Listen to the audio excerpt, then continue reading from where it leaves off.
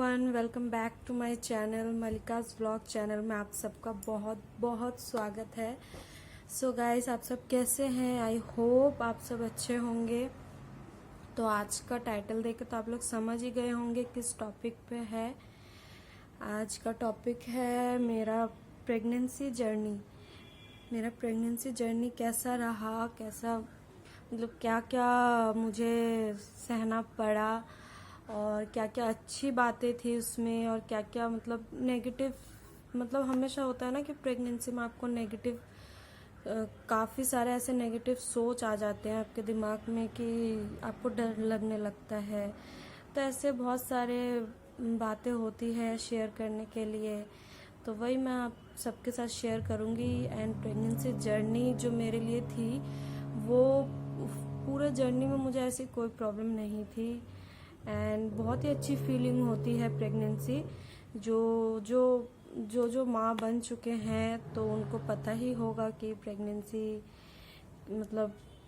Journey कैसी होती है। तो ये तो एक लड़की के लिए बहुत ही मतलब खूबसूरत सा पल होता है जो हर लड़की के जीवन में आता है।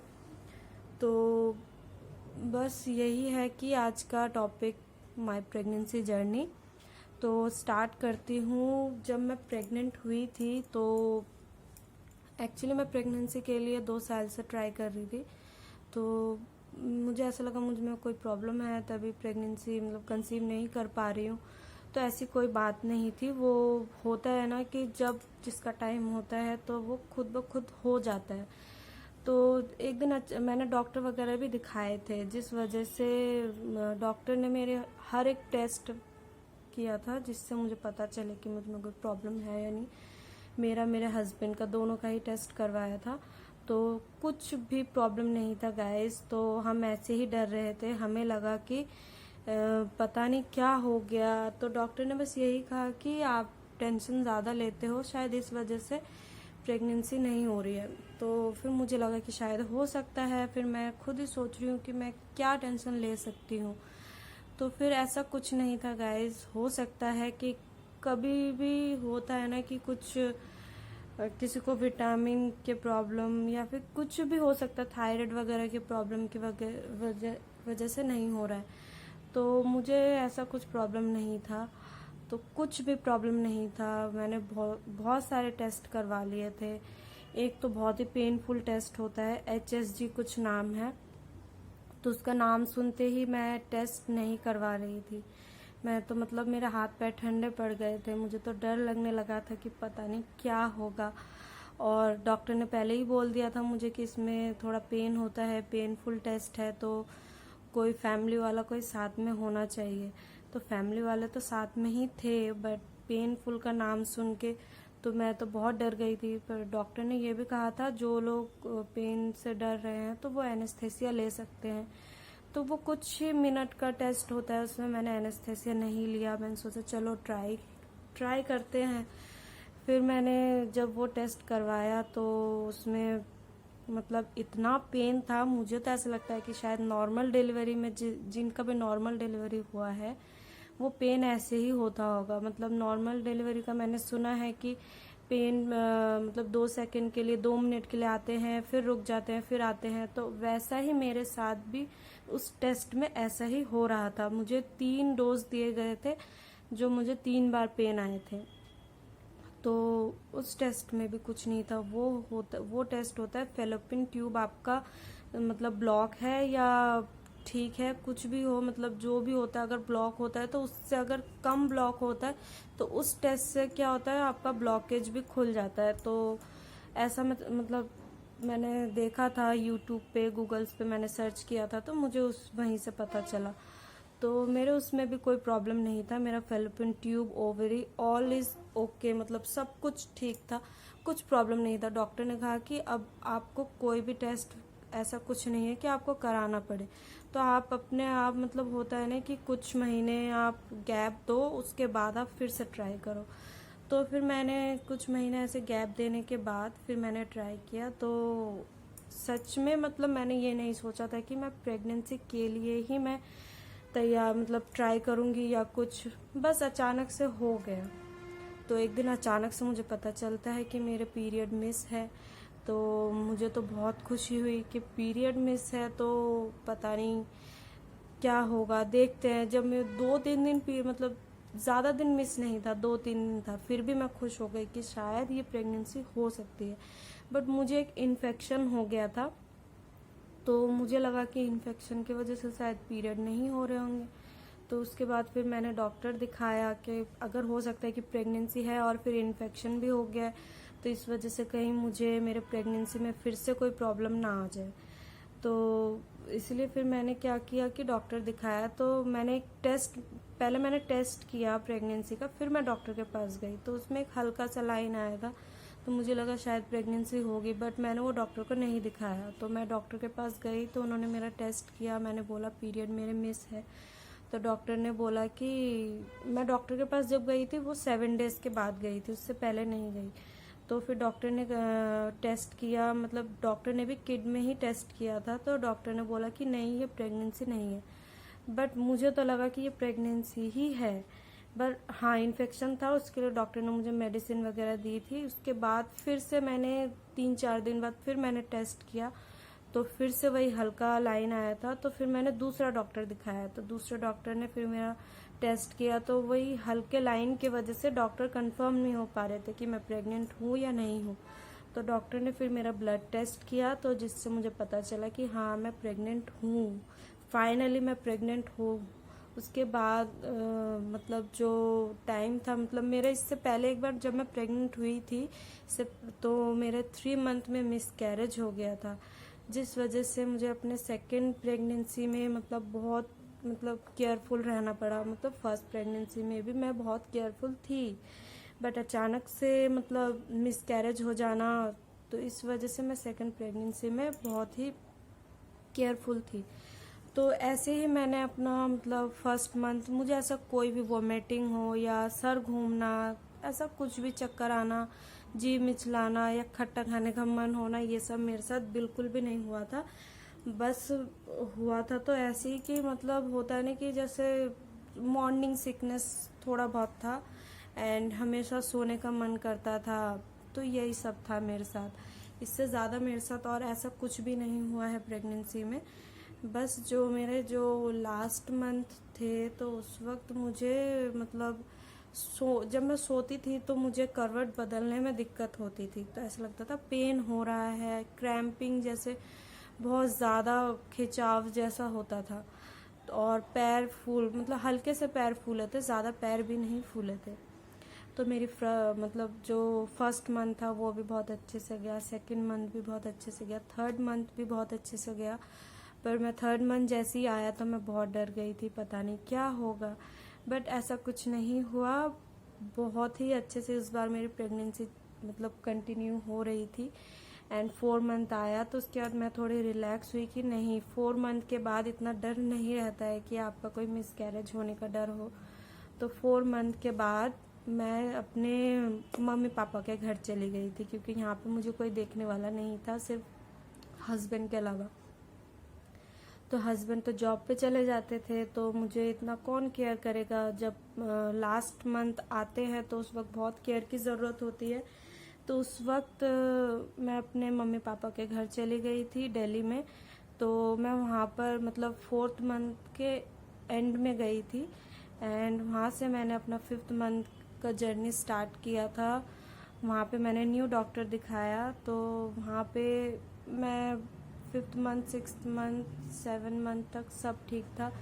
8th मंथ से जब मुझे पता चला कि मेरे बेबी की ग्रोथ नहीं हो रही है, बेबी का वेट नहीं बढ़ रहा है पेट में, तो उस वजह से फिर डॉक्टर ने बहुत सारे अल्ट्रासाउंड वगैरह करवाए थे। तो उस वजह से मैं काफ़ी डर गई थी, बहुत टेंशन में होने लगी थी कि ये क्या हो रहा है मेरे साथ। बेबी भले कम वेट का हो, बट उससे कोई प्रॉब्लम नहीं होनी चाहिए, बस वो अच्छे से हो जाए। तो उसके बाद फिर मेरी प्रेगनेंसी फीलिंग ऐसी होती है ना कि जब आपका फर्स्ट टाइम बेबी किक करता है, तो वो फीलिंग मैं चाहती हूँ दुनिया के हर लड़की को मिले। बहुत सारी ऐसी लड़कियाँ होती है जिनको प्रॉब्लम होती है जिस वजह से वो माँ नहीं बन सकती है। बट आजकल तो IVF IUI बहुत कुछ ऐसा आ चुका है, तो कोई ऐसा कुछ है ही नहीं कि जो माँ नहीं बन सकती है। तो ऐसा अगर किसी के मन में है तो गाइस डर निकाल दीजिए, किसी भी थ्रू से हो, पर आप माँ बन सकते हैं। तो आजकल तो ऐसा कोई प्रॉब्लम है ही नहीं।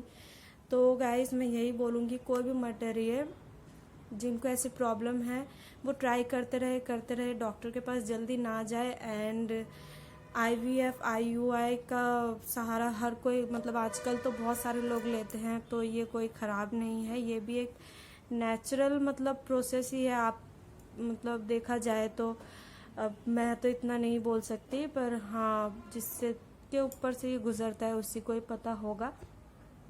तो मेरा जब 8 मंथ था, 8 मंथ के एंड में, तो मुझे ऐसा लगा कि जैसे पता नहीं क्या हो जाएगा। एंड हाँ, मुझे शुगर आ गया था, मतलब टेस्ट करते हैं थायराइड एंड शुगर, तो मुझे थायराइड प्रेगनेंसी के स्टार्टिंग से ही हो चुका था। तो मैं थायराइड की मेडिसिन कंटिन्यू कर रही थी। तो मुझे प्रेगनेंसी के एंड में डॉक्टर ने शुगर टेस्ट, जब लास्ट टाइम आता है तो शुगर टेस्ट करते हैं, थायराइड करते हैं, तो थायराइड नॉर्मल था, शुगर आ गया था। तो शुगर में जो फास्टिंग वाला था तो उसमें नहीं था मेरा कुछ भी, वो नॉर्मल था। एंड जो PP होता है तो उसमें मुझे थोड़ा सा शुगर आ गया था। तो डॉक्टर ने मुझे मीठा वगैरह, राइस वगैरह खाने के लिए मना कर दिया था, तो मैंने वो सब कुछ खाना बंद भी कर दिया था। फिर से एक बार टेस्ट किया तो सब कुछ नॉर्मल था। डॉक्टर ने कहा कि अब आपको मतलब ऐसा कुछ नहीं है कि आपको शुगर के लिए मीठा नहीं खाना, आप सब कुछ खा सकते हो। तो उसके बाद से मैं, मुझे फिर कभी शुगर नहीं आया। मैंने प्रेगनेंसी के बाद फिर से, मतलब जब मेरा बच्चा हो गया डिलीवरी के बाद, मैंने फिर टेस्ट वगैरह करवाया तो सब नॉर्मल था, कुछ भी नहीं है। बट हाँ, थायराइड की मेडिसिन मुझे लेनी पड़ती है, थायराइड है, शुगर ऐसा कुछ भी नहीं है। बस वो प्रेगनेंसी के टाइम में बोलते हैं आ जाता है, किसी किसी को आता है, किसी किसी को नहीं आता। तो वही फिर होता है ना कि जैसे लास्ट मंथ में तो बच्चे का वेट नहीं बढ़ रहा था, तो मुझे 2 टाइम करके डॉक्टर के पास जाना पड़ता था। एंड दोनों टाइम में मुझे मतलब डॉक्टर मॉनिटर करते थे, सुबह शाम बच्चे की हार्ट बीट सुनते थे, बोल रही हूँ, हार्ट बीट चेक करते थे। तो उसमें क्या है कि एक हार्ट बीट, जब एक मशीन होती है तो उसमें आपको दिखता है वो हार्ट बीट अप डाउन होती है। तो उसमें बच्चे का कभी कभी होता है ना कि हार्ट बीट बहुत नीचे जा रही है, मतलब वो कम मतलब होता है कुछ, ऐसे ही डॉक्टर लोग बोलते हैं हार्ट बीट ऊपर नीचे होती है। तो डॉक्टर वही बोल रहे थे कि वो अंदर बहुत घुटन महसूस कर रहा है, मतलब कुछ एक चीज होता है जो उस तक नहीं पहुंच रहा है मेरे थ्रू। तो वही इसलिए डॉक्टर ने कहा कि जितनी जल्दी हो सके आप डिलीवरी करवा लो, क्योंकि होता है ना कि मैं तो रिस्क नहीं लेना चाहती। डॉक्टर ने मुझे साफ बोल दिया था कि मैं कोई रिस्क नहीं लेना चाहती हूँ, तो आपको अगर रिस्क लेना है तो आप देख लो, बट मैं यही सजेस्ट करूँगी कि आप जल्दी से डिलीवरी करवा लो। तो फिर 9th मंथ मैंने डॉक्टर से यही कहा कि ऐसे कर करके तो हम बच्चे का वेट बढ़ा सकते हैं ना, कि जैसे मैं डेली टेस्ट करवाऊंगी, मैं डेली आऊंगी हॉस्पिटल। तो डॉक्टर ने कहा ठीक है, आप कुछ दिन देख लेते हैं, उसके बाद फिर आप डिसाइड करना। तो ऐसे ही मैंने 3-4 दिन ऐसे ही मैं 2 टाइम डॉक्टर के पास जाती थी, सुबह शाम दोनों टाइम चेकअप करवाती थी। तो बीपी भी मेरा थोड़ा हाई था, क्योंकि उस वक्त मुझे टेंशन, तो मुझे लगा कि चलो थोड़ा सा, तो फिर उस वजह से बीपी हाई होने के वजह से डॉक्टर ने और भी कहा कि जल्दी से डिलीवरी करवाना ही सही है, अपने हस्बैंड को बुला लो। तो मेरे हस्बैंड तब भी हैदराबाद में ही थे, तो तब कोरोना स्टार्टिंग में आ ही रहा था, तो इस वजह से मैंने अपने हस्बैंड को बोला था कि आने की ज़रूरत नहीं है, क्योंकि होता है ना कि कुछ भी हो सकता है। अब फिर तो लॉकडाउन हो ही चुका था, कि इस तरीके से सब घर पर थे। तो मेरे हस्बैंड तो नहीं थे मेरे पास, मेरे फैमिली के सभी थे। तो उसके बाद फिर लास्ट मैंने जब करवाया तो तब मेरा बर्थडे था, तो मैंने 6 मार्च को मैंने अपना लास्ट टेस्ट करवाया था। तो उसी दिन डॉक्टर ने मुझे बोला कि अब आपको डिलीवरी करवा ही लेना चाहिए, तो मैं तो यही सजेस्ट करूँगी आप आज ही एडमिट हो जाओ। तो फिर मैंने अपने हस्बैंड को कॉल किया, तो मेरे हस्बैंड ने कहा कि आज ही कैसे होगा, तो आज मत करो, आज का दिन देख लो, फिर कल करो। तो मैं हैदराबाद में भी जिस डॉक्टर के पास दिखाती थी तो मैंने उनको भी कॉल किया, तो उन्होंने कहा कि ज़रूरी नहीं है कि अभी अभी साथ साथ में ही आपको डिलीवरी करवानी है, आप कल भी करा सकते हो। तो मैंने सोचा कि क्यों ना मैं अपने बर्थडे के दिन ही अपने बेबी का मतलब उसका भी बर्थडे उसी दिन हो। तो मैंने यही सोचा। फिर मैंने सोचा कि इतनी हड़बड़ी में तो मैंने इतनी हड़बड़ी नहीं की। मैंने सोचा कि बेबी आने वाला है तो मैं थोड़ी सी प्रिपेयर हो जाऊं। तो मेरा कुछ बैग पैक भी नहीं था, कुछ भी नहीं था अचानक से। तो मुझे लगा कि एक दिन तो मुझे मिलना चाहिए। तो फिर मैं घर चली गई। फिर मैं नेक्स्ट डे एडमिट हुई। नेक्स्ट डे मैं शाम को एडमिट हुई थी। तो मेरा बेबी शाम के 7:30 बजे हुआ था। तो जब मैं एडमिट हुई थी तब भी मुझे इतना डर लग रहा था, इतना डर लग रहा था, मतलब क्या बताऊँ। सिजेरियन से मुझे मतलब था कि मैं नॉर्मली डिलीवरी करवाऊँ, बट नॉर्मल का कोई चांस था, बट वो लोग पेन मतलब इंड्यूस करवा के मुझे नॉर्मल डिलीवरी के लिए प्रिपेयर कर सकते थे। बट डॉक्टर ने कहा कि बेबी बहुत छोटा है, तो इस वजह से बेबी खुद से पुश नहीं, वो मतलब बेबी को भी थोड़ा पुश करना पड़ता है, तो बेबी पुश नहीं कर पाएगा, वो थक जाएगा। फिर अगर कुछ प्रॉब्लम हुई तो फिर क्या करे। तो फिर मैंने सोचा कि कुछ भी करके हो मुझे मेरा बेबी चाहिए, तो इसलिए मैंने सिजेरियन ही चूज़ किया। तो फिर सिजेरियन से मेरी डिलीवरी हुई थी। तो जब मैं डिलीवरी मतलब रूम में गई थी, ओटी में गई थी, तो मुझे तब बिल्कुल भी डर नहीं लगा। मुझे ऐसा लगा कि अब तो मतलब क्या कहूँ, बस अब मुझे अपने बेबी को देखना है। तो बस मैं अंदर गई, मुझे बेबी गर्ल है या बॉय है, मतलब मैं पूरे होश में ही थी। मुझे बहुत लोग होता है ना कि थोड़ा बहुत होश खो बैठते हैं, तो ऐसा कुछ नहीं था मेरे साथ। मैं बहुत मतलब पूरे होश में थी। मैंने देखा बेबी निकलते के साथ साथ ही इतने ज़ोर से रोने लगा, इतने ज़ोर से रोने लगा, क्या बताऊँ। वो जो खुशी होती है ना, वो खुशी मतलब दुनिया में बहुत ही प्यारी खुशी होती है। तो क्या बताऊँ मैं, उसके लिए मैं दोबारा माँ बनना चाहूँगी। एंड मुझे बेबी गर्ल का बहुत शौक था, तो बेबी बॉय हो गया, जो भी हुआ हो उस वक्त बहुत खूबसूरत था, बहुत अच्छा था। एंड बहुत बहुत अच्छा लगा मुझे। मेरा बेबी पतला हो चाहे कुछ भी हो, बेबी तो मेरा ही है। तो बहुत अच्छा लगा था उस वक्त। तो डॉक्टर ने मुझे दिखाया, देखो ये क्या हुआ है, ये बताओ बेबी बॉय है या गर्ल है। तो फिर मैंने बताया। वो लोग डॉक्टर चेक करते हैं कि हमें होश है या नहीं है। तो मैंने हंसते हुए कहा कि बेबी बॉय है। तो मतलब क्या बताऊँ, उस वक्त की जो खुशी है, मुझे कुछ भी पता नहीं चला कि मेरे साथ क्या हो रहा है, कब मतलब ओटी में गई और 10 मिनट भी नहीं लगे कि मेरा बेबी हो गया। तो वही उसके बाद सब कुछ मतलब मुझे स्टिचेस वगैरह ये सब देने के बाद मुझे आधे घंटे के अंदर अंदर डॉक्टर ने मुझे मेरे बेड में शिफ्ट कर दिया था। तो उसके बाद फिर मेरे फैमिली वालों से मिली। तो उस दिन ज़्यादा बातें नहीं करने देते हैं डॉक्टर, रेस्ट करने के लिए बोलते हैं। तो बस वही कुछ भी सिजेरियन में तो वैसे ही पता है सबको कि कोई दर्द का कुछ भी कुछ पता नहीं चलता है। बट हाँ गाइस, जब आपका एनेस्थीसिया का रिएक्शन चला जाता है तो उसके बाद आपको पेन होता है, तो उसके लिए डॉक्टर इंजेक्शन देते हैं। तो उसके बाद भी आपका पेन मतलब नहीं पता चलता है, जब भी पेन आते हैं डॉक्टर इंजेक्शन दे देते हैं। तो बस जब फर्स्ट टाइम आप खुद से खड़े होते हो तो उस वक्त आपको थोड़ा बहुत तो तकलीफ होगी ही। तो मुझे थोड़ा तकलीफ हुआ था उस वक्त, और कुछ प्रॉब्लम नहीं थी, मैं बिल्कुल ठीक थी। बस मेरे बेबी को कुछ एक्सपर्ट्स थे जो देखने आ रहे थे, बाहर से कुछ डॉक्टर बुलाए गए थे। तो वो बार बार 2 टाइम करके बेबी का शुगर टेस्ट कर रहे थे। एंड बेबी का थोड़ा शुगर लेवल कम चला गया था, जिस वजह से वो इतना उसका वेट कम था। तो डॉक्टर ने कहा जितना हो सके उसे फीड कराओ। तो उसे फीड कराती थी मैं हर वक्त। तो मेरा बेबी बिल्कुल ठीक था, वो मतलब उसे कोई प्रॉब्लम कुछ नहीं थी, तो उसे एनआईसीयू में भी नहीं रखना पड़ा। बस मैं 3 दिन हॉस्पिटल में थी, मेरा बेबी भी 3 दिन हॉस्पिटल में था। तो बस हम 3 दिन के बाद घर आ गए। उसके बाद फिर 1 हफ्ते बाद डॉक्टर विजिट के पास मतलब गए थे। तो उस वक्त उसे एक इंजेक्शन लगता है, तो वही इंजेक्शन लगा था। एंड कुछ टेस्ट वगैरह होते हैं बच्चों के, तो वही सब टेस्ट वगैरह हुए थे। तो ऐसा कुछ भी नहीं है, सब कुछ नॉर्मल था। बस मेरा बेबी का वेट थोड़ा कम था, अदरवाइज वो बिल्कुल ही नॉर्मल था, जैसे नॉर्मल बच्चे होते हैं। तो वही जो खुशी होती है। मुझे हॉस्पिटल में बिल्कुल भी अच्छा नहीं लग रहा था। जब बेबी हो गया मुझे ऐसा लग रहा था कब मैं घर जाऊंगी, कब मैं अपने बेबी के साथ खेलूंगी। उससे मतलब बात तो मैं कर ही रही थी, बेबी को गोद में भी ले रही थी, सब कुछ था, तो ऐसा कुछ प्रॉब्लम नहीं था। तो फिर मतलब वो जो खुशी होती है ना, वो खुशी मैं आप लोगों को क्या बताऊं। आप सबको ही पता है कि एक माँ बनने की खुशी क्या होती है। जब तक वो हमारे पेट में रहता है तब उतनी मतलब आपको उतना तब नहीं पता चलता। जब बच्चा, जिस दिन आप उसको खुद अपने आँखों से देखते हैं ना, आपके पेट से एक बच्चा निकल रहा है, तो वो जो खुशी होती है वो गाइस इतनी प्यारी खुशी होती है, इतना अनमोल तोहफा होता है ना, वो गॉड गिफ्ट होता है, जो मतलब क्या बोलूँ, हर औरत के लिए ये बहुत मतलब खास दिन होता है।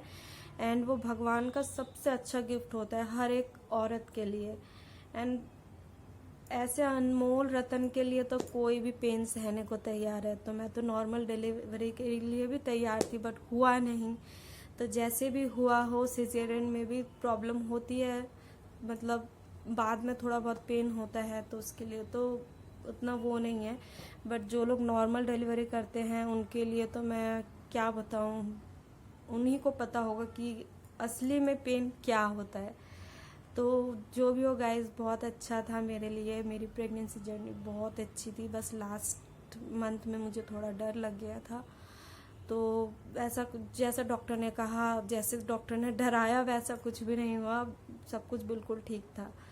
तो उसके बाद हम लोग घर आ गए। तो घर आने के बाद मैं 1 हफ्ते के अंदर अंदर ठीक हो गई थी, रिकवर हो गई थी। बट हाँ, मैं घर में मतलब चल फिर सकती थी, बाहर नहीं जाती थी।